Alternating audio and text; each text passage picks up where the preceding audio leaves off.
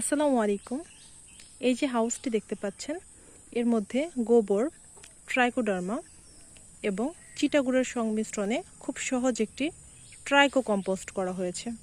আমার ফলের গাছগুলোতে এই কম্পোস্ট সারটি ব্যবহার করা হয়, কোনো রাসায়নিক সার ব্যবহার করা হয় না।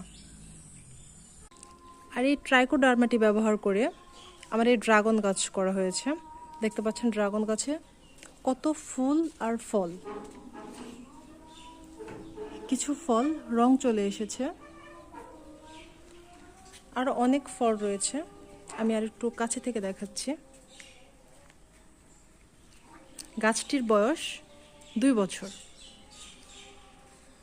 এর মধ্যে অনেক ফল ধরতে শুরু করেছে।